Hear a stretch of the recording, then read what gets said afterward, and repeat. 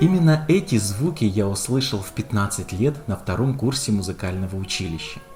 На тот момент увлечение саксофоном было настолько сильным, что я играл буквально все – и джаз, и классику, и современную музыку. И тогда ко мне попала кассета с концертом Михаила Готлиба. Таким свежим, юным и волнующим, написанным с огромной любовью и исполненным волшебным звуком. И это открыло для меня необыкновенный путь в чудесный мир особенной музыки саксофона.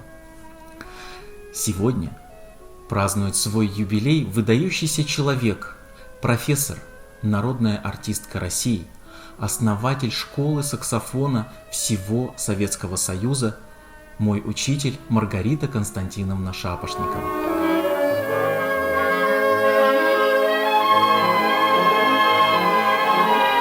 На жизненном пути мы постоянно встречаем тех, кто влияет на судьбы. Однако людей, которые радикально меняют нашу жизнь, совсем немного. На третьем курсе училища я оказался в глубочайшем творческом кризисе, связанном с недостатками не до конца установившейся школы. Юным саксофонистам это трудно понять, потому что за эти годы уровень очень сильно вырос, а информация достается в уже готовом виде. Но тогда мы ничего этого не знали, а личность Маргариты Шапошниковой была недосягаемой легендой.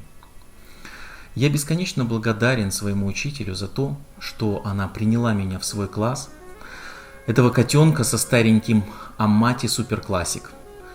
При полном и безоговорочном доверии ей она вытянула меня из этой глубокой ямы, поставив на правильный путь и сопровождая долгие годы. Доверием и еще безусловное глубокое уважение.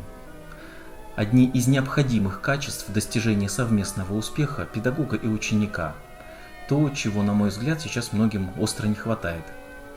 Придя в класс величайшего профессионала, нужно достать из себя все свое незрелое эго и положить на самую-самую далекую полку, всецело погрузившись в личность мастера и в то, что он хочет передать.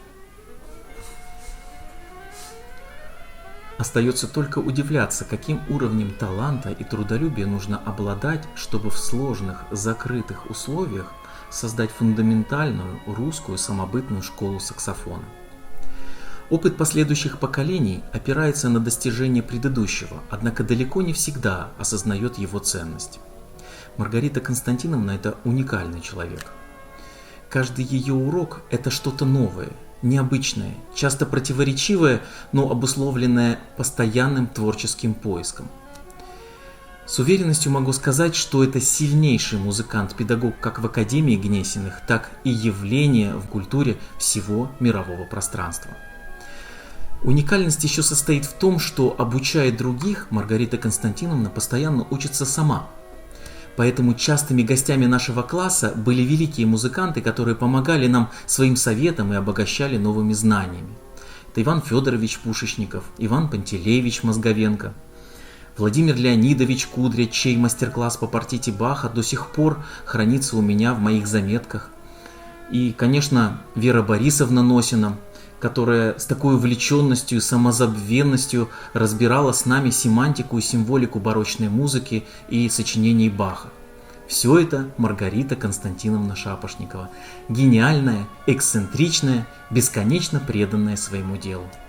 Величие человека определяет не характеристика его как положительного или отрицательного персонажа, а то, какую степень влияния он оказывает на окружающих. Его миссия – то, ради чего Бог прислал его на землю. С уверенностью могу сказать, что Маргарита Константиновна выполнила и продолжает выполнять свою миссию по отношению к саксофону, музыке и своим ученикам. Дорогая Маргарита Константиновна, от всего сердца поздравляю вас с этим важным днем, желаю вам много сил, энергии, любви, добра, счастья и воспитать еще множество прекрасных музыкантов. С днем рождения!